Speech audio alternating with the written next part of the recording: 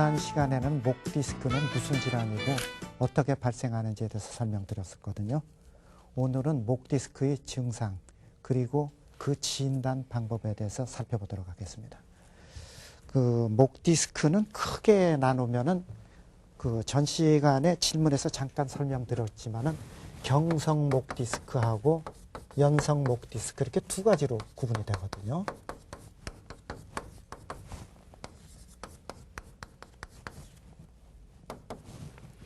그러니까 이름 그대로 경성 딱딱하다는 뜻이고 연성 좀 물렁물렁하다는 뜻이거든요. 그러니까 경성 목 디스크는 목뼈가 자라나 가지고 골극을 형성하고 그 골극이 신경을 압박한다는 의미거든요.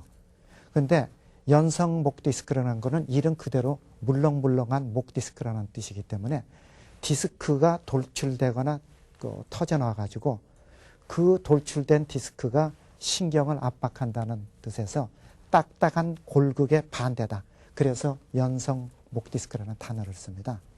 그런데 어떻든 골극이 신경을 압박하는 경성 목 디스크나 돌출된 디스크가 신경을 압박하는 연성 목 디스크나 모두 똑같이 신경을 압박해서 발생하는 증상이나 질환은 똑같거든요. 그래서 두 경성이나 연성 모두 다 나타나는 증상에는 큰 차이가 없어요. 그러니까 까꿀로 얘기하면은 신경이 눌리고 압박을 당해서 하는 게 중요한 거지 그게 어떤 게 눌렸다는 거는 큰 의미가 없다는 뜻입니다. 자, 그 다음에 그리고 대부분의 목 디스크는 경성 목 디스크입니다. 그래서 목 디스크 환자는 젊은 사람은 생각보다 드물어요. 허리하고 반대거든요. 허리는 젊은 사람이 디스크 잘 걸립니다. 그래서 목 디스크는 50대 전후, 그러니까 퇴행성 변성이 어느 정도 진행된 나이인 50대 이후의 나이에서 가장 많이 발생합니다. 실제 여러분도 주위에서 보면은 목 디스크로 고생했다 보면 대개 50 전후거나 그 나이가 조금 더 들거나 그 나이의 환자분들이거든요. 자, 그리고 이 목 디스크의 증상은 크게 세 가지로 구분할 수 있습니다. 세 가지로 구분할 수 있는 게 첫째가 경추 동통이라 그럽니다.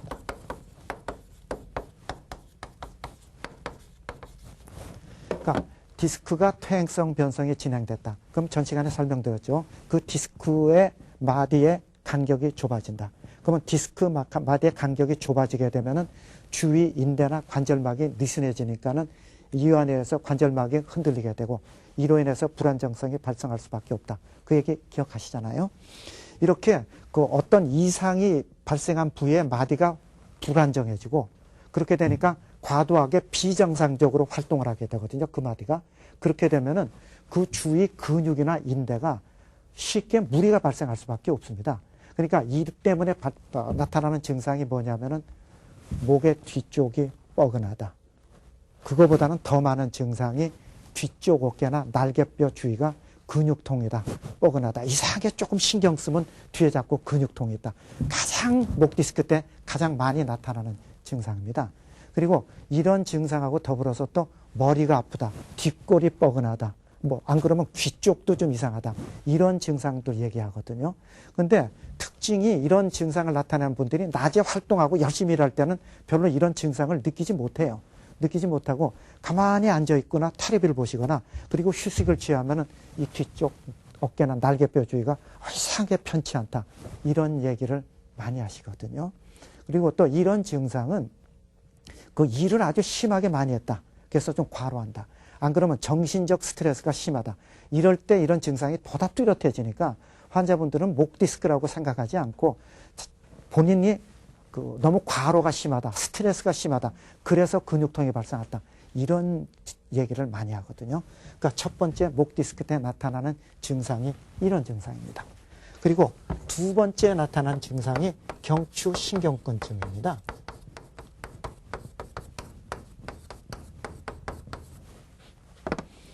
제가 전 시간에 설명드릴 때 목뼈는 7개 마디가 있고 그 마디마다 좌우로 한 쌍씩 경추신경근이라는 가지신경근이 갈라져 나온다는 설명 기억하시잖아요. 이 경추신경근이 자라난 골극이나 돌출된 디스크에서 압박을 받게 되면은 증상이 나오거든요. 그 증상이 어떤 증상이냐면 이게 아주 가장 특징적인 목 디스크의 증상인데 어깨하고 팔이 자꾸 저리다 그럽니다. 어깨하고 팔이 저리다 그리고 더 심해지면 손가락의 감각이 자꾸 좀 이상하다. 감각이 좀 둔한 것 같다. 그리고 손에 힘이 약해진다. 이런 얘기를 합니다. 그리고 세 번째 나타나는 증상이 척수증입니다.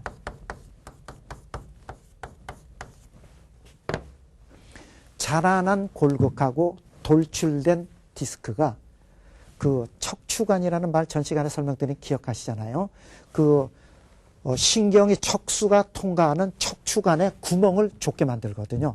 그러니까 그 구멍을 좁게 만드니까 그 속에 통과하는 척수가 압박을 받아서 나타나는 증상이거든요. 그러니까 이런 증상 그렇게 흔한 증상은 아닌데 아주 특징적인 증상이 나타납니다. 가장 대표적인 게 손의 힘이 우선 약해져요. 그렇게 되니까는 손놀림이 부자연스럽거든요.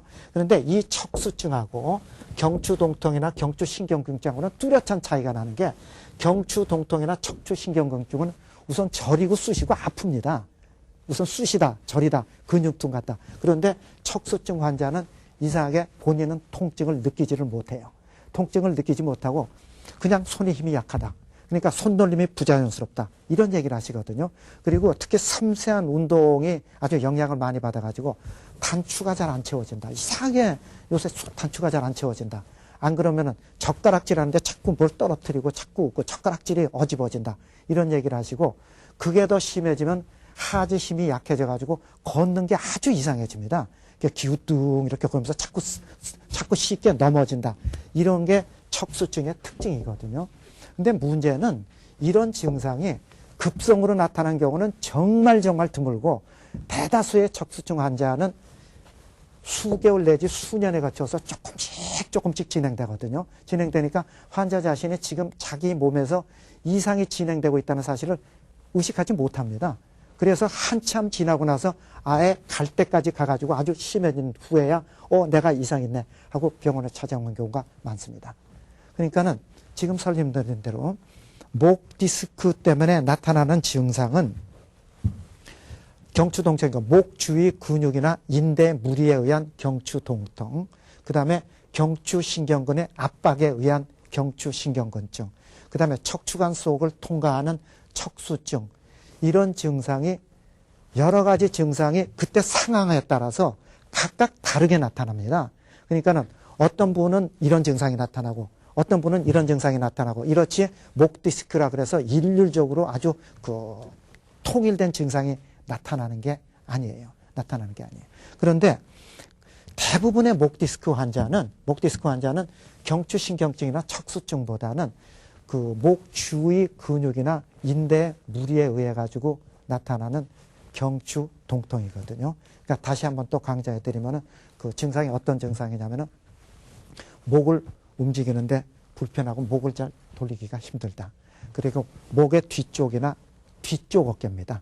뒤쪽 어깨나 날개뼈 주위가 이상하게 근육도 같이 뻐근하고 자꾸 피곤하다. 이런 얘기를 가장 많이 얘기합니다. 목 디스크 환자의 증상입니다. 자, 그러면은 이런 목 디스크 증상이 가진 사람이 어느 정도인지 한번 통계를 살펴볼 필요가 있거든요.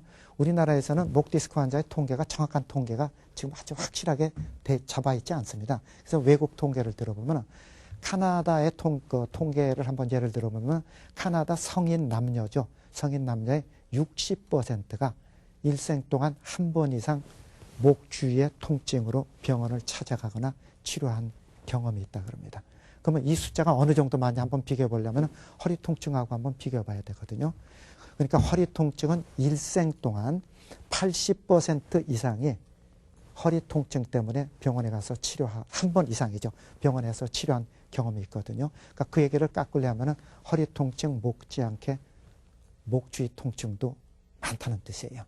그리고 이런 목 주위의 통증, 가장 대표적인 게 목 디스크죠. 이런 환자 중에서 전체 인구의 5%는 일상생활에 하기 힘들 정도로 고통을 받고 병원을 자주 들락거리고 그런다고 합니다. 자, 지금까지 목 디스크 증상에 대해서 설명드렸거든요.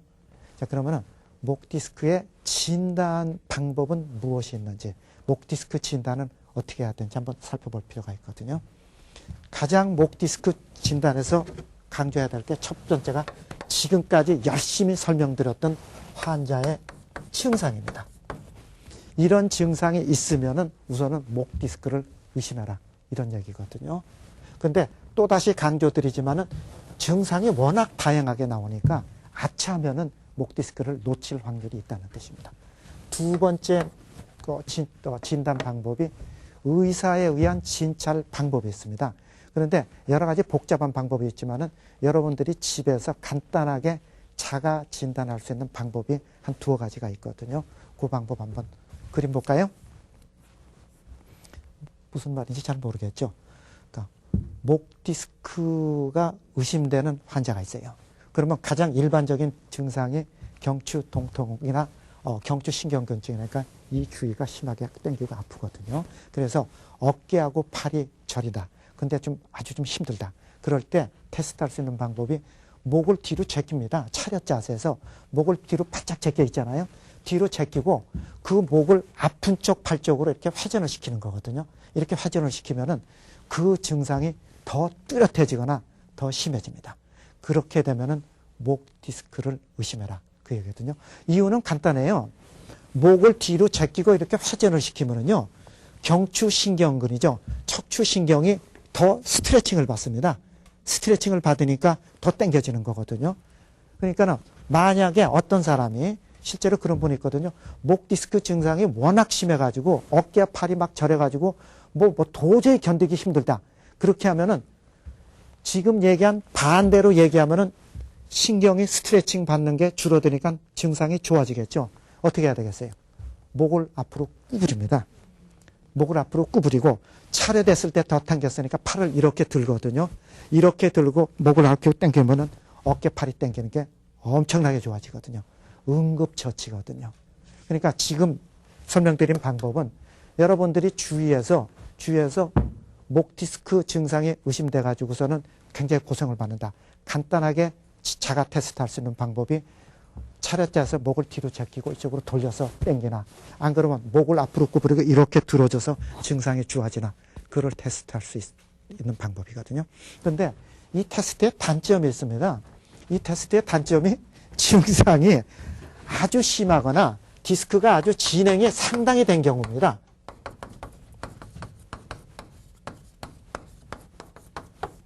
진행된 목 디스크에서는 이 방법에 의한 진단이 아주 유효한데 그 병의 초기에는 이 방법으로는 진단이 잘 안 돼요.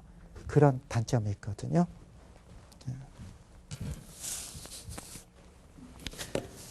지금까지 목 디스크의 증상 그리고 진단에 대해서 살펴봤거든요.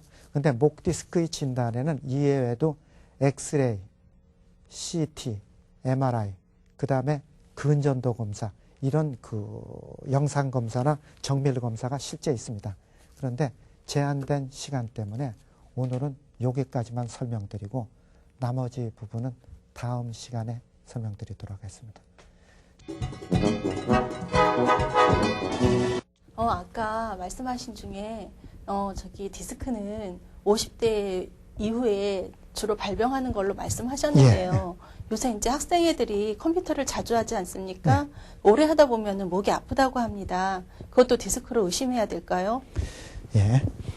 목 디스크는 아까 설명드린 대로 경성 목 디스크, 연성 목 디스크가 있다고 그랬습니다. 그러니까는 경성 목 디스크는 열심히 설명드린 대로 목의 퇴행성 변성이 일어난 경우에 발생하는 거를 경성 목 디스크라 하는데, 연성 목 디스크라는 말 뜻 그대로 연성 목 디스크는 디스크가 돌출되거나 튀어나와서 발생한 질환이거든요. 그러니까 연성 목 디스크는 젊은 나이에도 얼마든지 발생할 수 있습니다. 확률이 적어서 그렇죠. 확률이 적어서.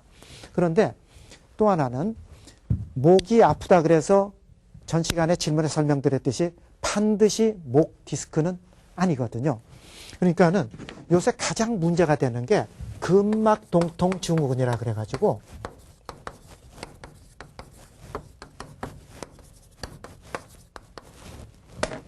자세가 안 좋거나 그 다음에 가장 대표적인 게 공부하는 자세다.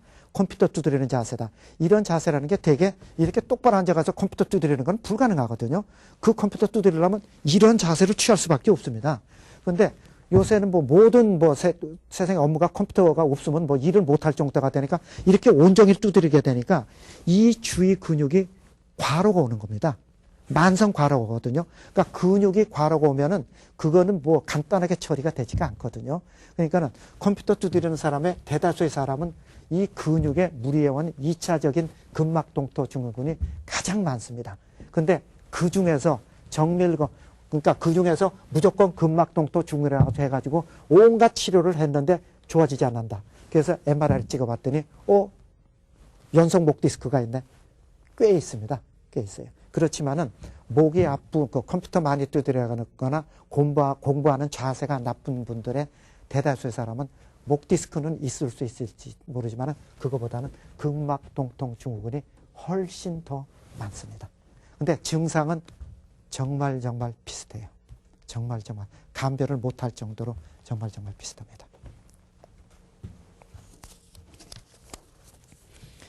자, 그러면은